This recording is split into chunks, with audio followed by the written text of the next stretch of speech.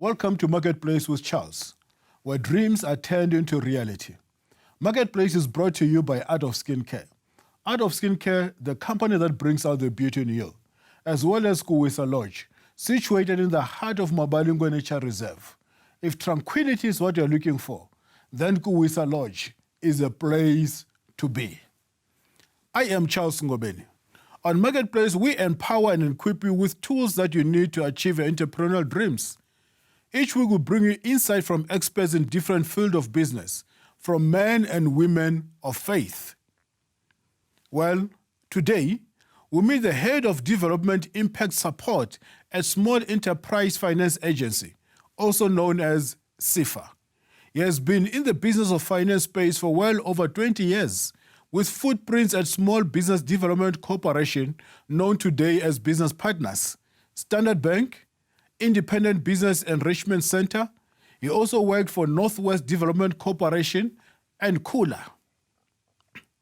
We are honored to have someone who will inform us more on business finance.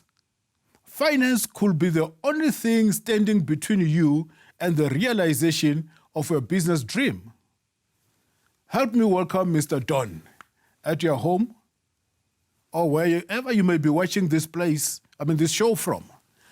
Don, my big brother, I'm honestly humbled to have someone of your caliber today.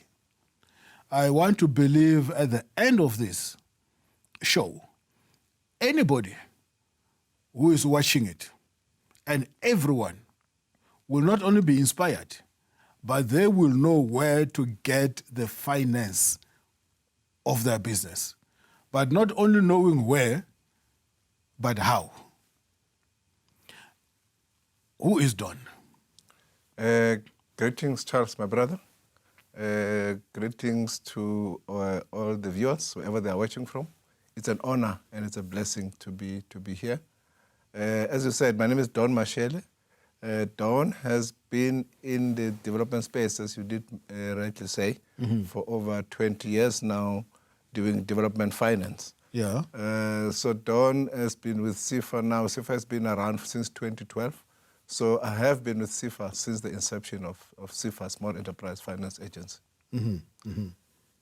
So as an agency, what we do, the Department of Small Business Development has got, as you all know, 2 agencies under it. We've got the Small Enterprise Development Agency that deals with a non-financial support. We've got SEFA ourselves, where we deal with small funding to small businesses, financial assistance. So we've got those 2 agencies, and I think as we talk, we'll unpack in terms of the things and how we do those things. Well, SEFA, is it part of the government agency?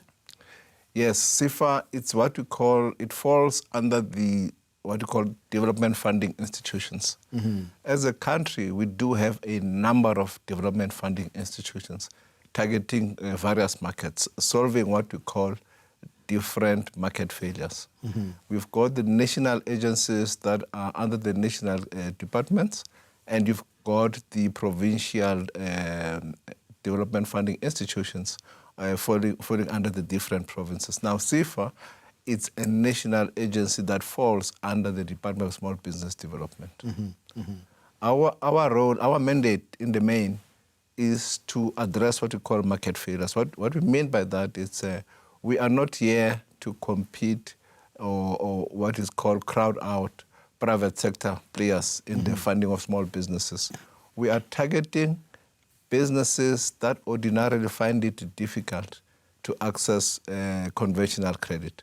So we close a specific niche market.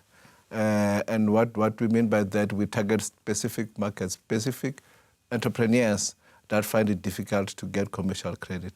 Like I said before, we provide loans up to 5 million rand, and we use different platforms to reach out to our target market.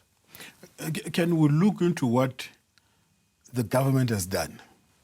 Because a lot of people, they are complaining about lack of funding. And my understanding it's not a lack of funding. It's lack of knowledge.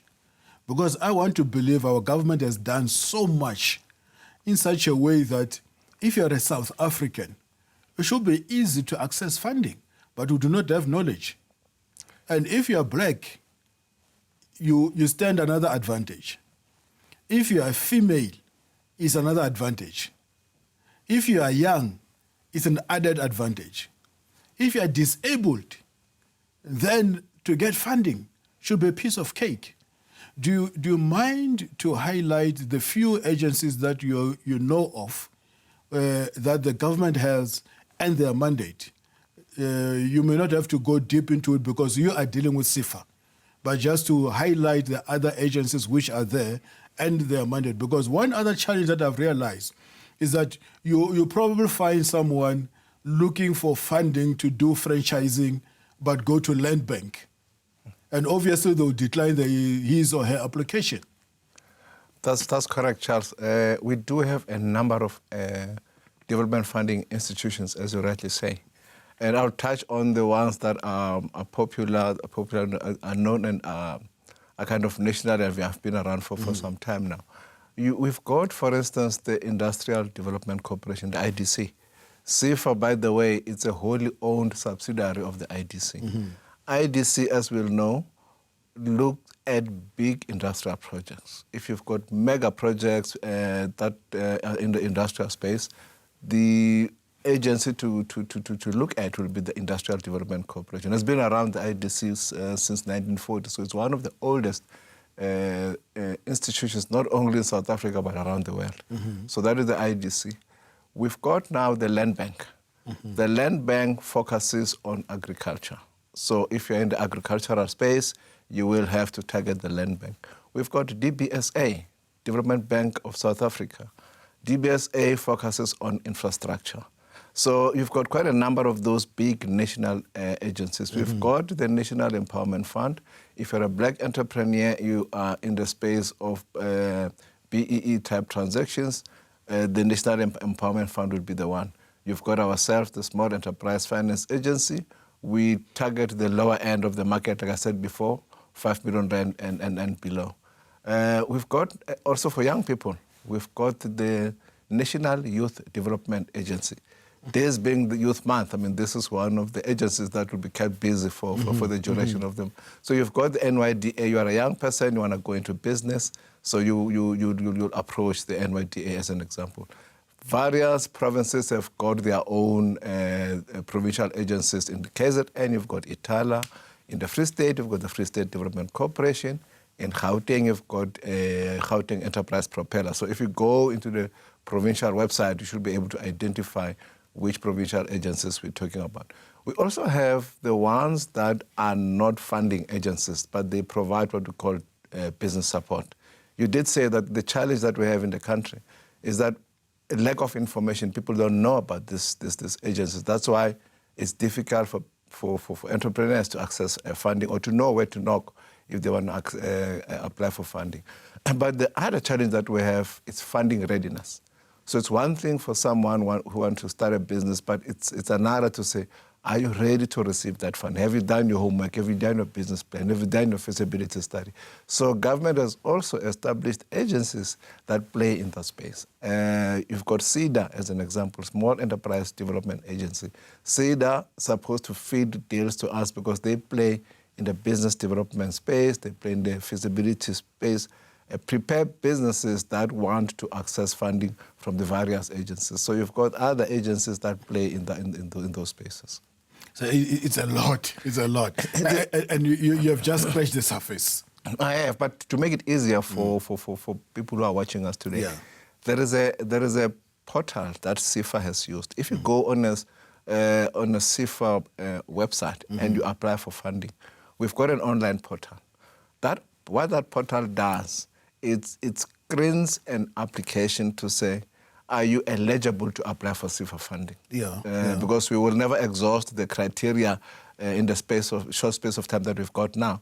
But if you go on our website, you are able to get that, it will pre-screen you and then be able to say, are you eligible to apply for SEFA funding? If you are not, The portal is built around what is called the FinFind portal. Yeah. FinFind is a portal that has got other lenders in the country, not only government, including private sector. So you've got banks, by the way, that play in the same space. So if you go on our online portal, if you are not eligible to apply for SEFA funding, it will give you a list of other potential lenders that can assist. So it will open up over and above the DFI space, but other lenders in the private sector that can assist. You spoke of readiness. Tell me, what homework the applicants are supposed to make sure that they have completed regarding their aspired business? The first thing I normally like to say when you go into business, you need to identify the problem that you're solving with your solution. Yeah, yeah. You know, you can't just go to business saying, I'm selling this particular product. What problem are you solving? Now, once you identify the problem that you are solving... Money is in solving the problem. No, it's not. Even your product that you've got, you know, to say I'm selling water, I'm selling this, that is a product. You are pushing the product into the market. Yeah. But the first thing to ask yourself, what problem are you solving? Problem, Yeah. yes. Now, if you can identify to say, actually, this is the problem I'm solving for the community. Yes. And I can commercialize that problem. And people are prepared to pay me for the value with the solution, then that's the business. Yeah. Now, so that's the first question to ask yourself. So once you have got that, the next thing that you need to think about in your journey of developing your feasibility study and your business plan, it's about what God-given talent do you have? Because businesses, you cannot do or go into a business that you're not talented to do. So there must be an issue of talent and passion. So you need to be talented, you need to be passionate about the things that you do, and then you need to have a business model. So where all those circles meet, your passion, your talent, and your business model, then that is it's part of your business. So you ask the question, what is it that you should have done? You must have answered those type of questions. Now, the next thing now says, let me do my homework. Let me do my feasibility study. I did mention that you've got other agencies that help with business plan development. But it's first prize to start by doing your homework first before you even go to the likes of SEDA. You start by doing your own homework and say, I've identified a problem, I've commercialized, I think I've got an opportunity, there's a gap in the market that I can close and close sustainably so. Then you take that feasibility. It can be a 1-2 page piece of paper. It doesn't have to be complicated. You take that to the likes of SEDA if you want SEDA to assist you with a business plan. Now, SEDA, they've got various tools that they use. They've got a tool that they call business readiness. They'll take your business idea, put it into the tool, and see if it's got potential to succeed and raise funding from the likes of SEFA. So once you've done that homework and then you come to us, then it becomes easy than to start by just waking up in the morning, come to SEFA without having scratched the surface in terms of the homework that you have done. So you must have done some feasibility study. If you need assistance, like we said, we've got government agencies that can assist. Make sure that you crystallize your business plan, your business idea. Then you can approach us. So then it puts you at a different platform when we talk about readiness. Is business knowledge really important or necessary? It all depends. You know, sometimes it's very dangerous to go into the business that you don't understand. So have some business basic knowledge about the business that you would like to go into. Now, in certain businesses, it's crucial to have that business for you to manage it, own it, and do it in a sustainable way. Yeah. But remember now that in certain industries, that is why we have got franchising. You know, franchising, you are indirectly, you can argue, buying some of that knowledge because you've got a franchisor who's knowledgeable about the product, about the solution. So by you tapping into the franchising space, somehow you are getting that. So the short answer, it depends on the type of business. Certain businesses, you have to have the knowledge. If you want to open a law practice, you have to have the knowledge. You want to be a doctor, you have to have the knowledge. But there are certain things where you are saying that here, I just have to have basic business skills. I can tap into the expertise of the franchising space, as an example, and close that gap of business knowledge. You know, I'm glad that you spoke about franchising Let us look into franchising as an example. What is the first thing that the aspiring businessman should look at?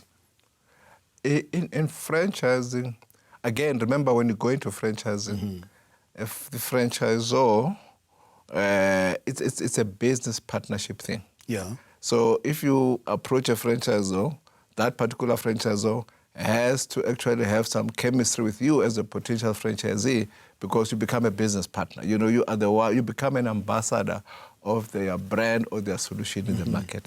So the first thing, before you even approach any lender for that matter, the first thing that you need to check when you want to go into franchising is to identify a franchise that you are passionate about, that you know that you've got an interest in.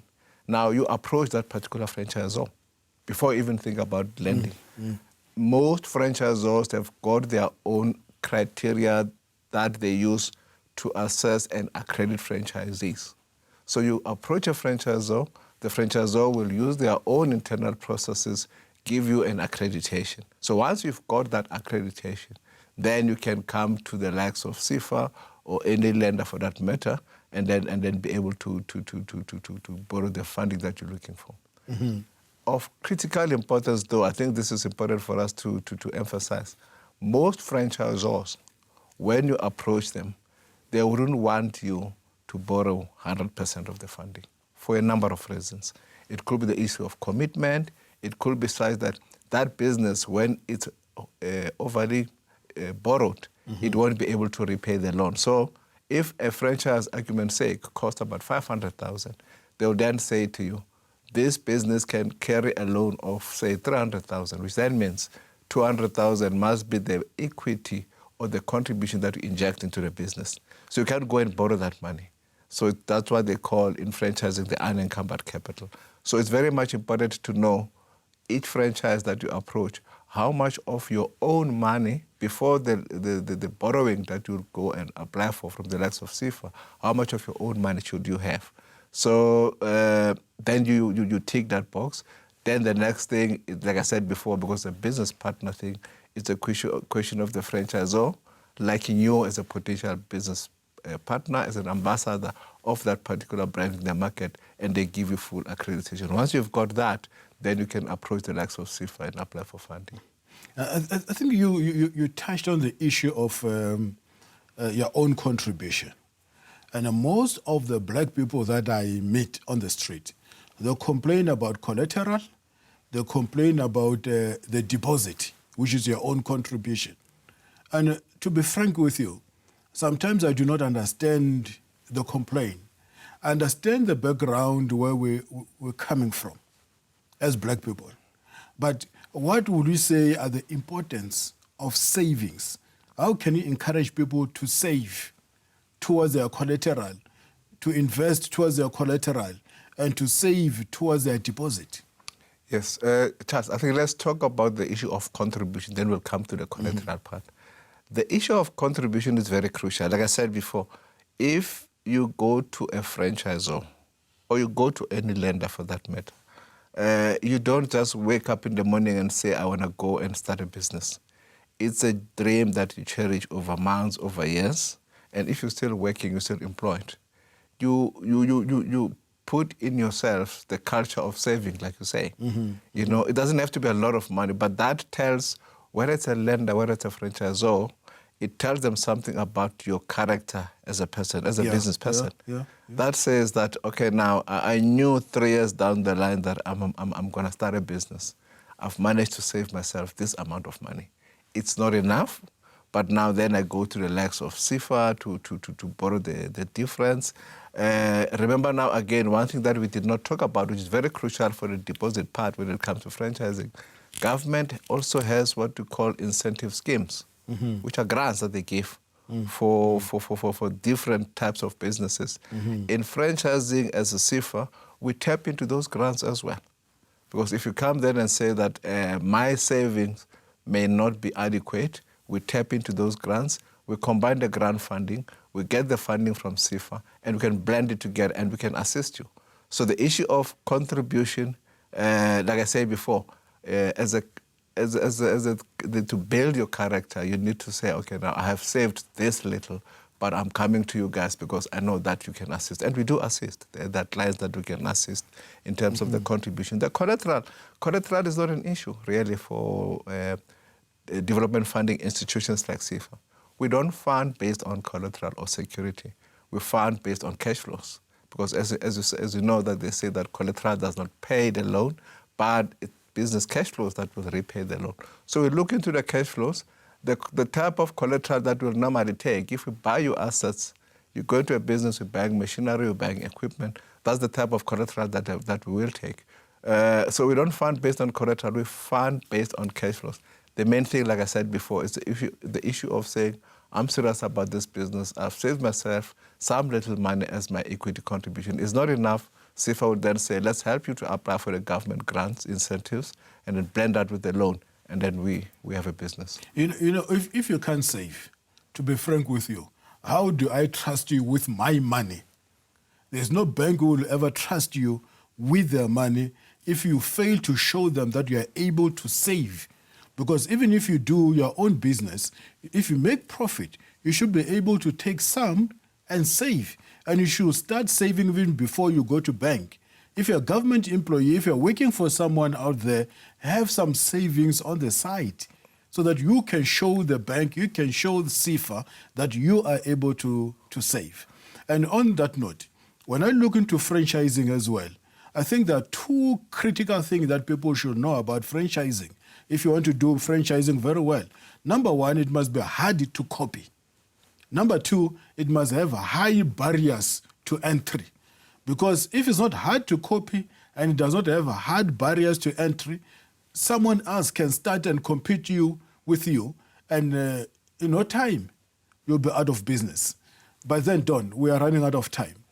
In a minute or two that we're left with, what are qualifying criteria when someone wants to come to SEFA? The qualifying criteria is very basic and simple, and I would encourage the viewers out there to visit our website, do an online application, because once you do it online, the quiz questions that you get out of there is asking you questions to see if you meet our qualifying criteria. But briefly, what we look at, one, you have to be a South African citizen or have permanent residence. If you're a South African citizen, you've got permanent residence, you can apply for SEFA funding.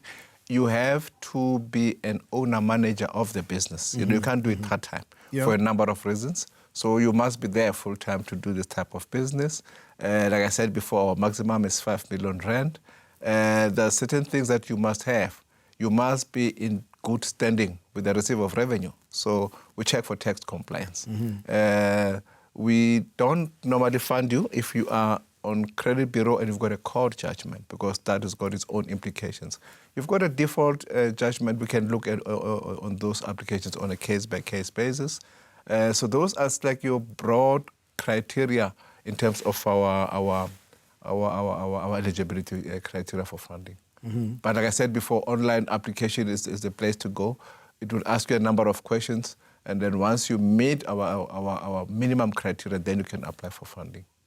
Will you agree with me if I say if you want to start a business and you're just a startup, you should consider franchising over your own business? I will definitely do. Because a practical example, let's take a food business, for instance. You know, customers out there are brand conscious. You know, if I open my own business, I call it Charles Chicken. And then someone says, I've got a brand that is known out there. People normally will go to the brand that they know. You know, so if you are a startup, it's good to tap into an existing brand. You can branch out later on when you realize that, okay, franchising is a constraint for you for whatever reason, but you have built in certain business skills. So a startup business, franchising, is a safer way of doing business. You know, we don't have much time. And unfortunately, every good thing has to come to an end. If they want more information, they want to interact with you, how will they do it? Because we haven't covered a lot of stuff that we needed to cover today. We've got a website. You can approach our website, which is www.sefa.org.za. There is full information there in terms of our product offering. We do have a call center. The number is 012 0748-9600. And I emphasize again, online application is the way to go. And I am Charles Ngobeni signing off on Marketplace with Charles. You can get hold of me on Instagram, Charles_Ngobeni. You can go on Facebook, you go and like me. I'll be happy to interact with you. I want to hear from you. How do you like the show? Does it help you? I need to know that. You can also go on to www.charlesngobeni.com. You know, different platform. On Twitter as well, many platforms. Let's communicate. I'll be delighted to hear from you. I hope you have been inspired today. And if you are, don't hesitate to join us on our trip to Israel, 8 December. And we are going to have most of the people that you see on this show joining us on the trip, inspiring you even more. God bless you. See you next time, same channel.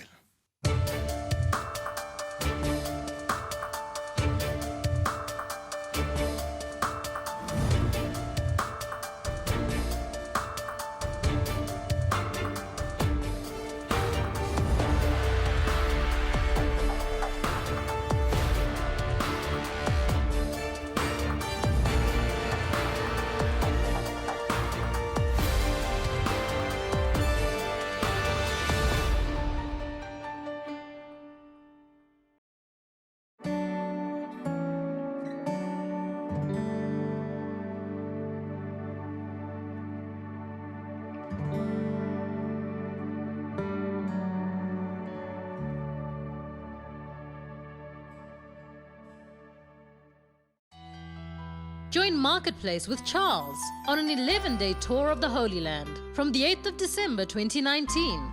Take the route Israel traveled to the Promised Land, cross over the Red Sea, and float on the Dead Seas, the lowest point on earth with amazing healing properties.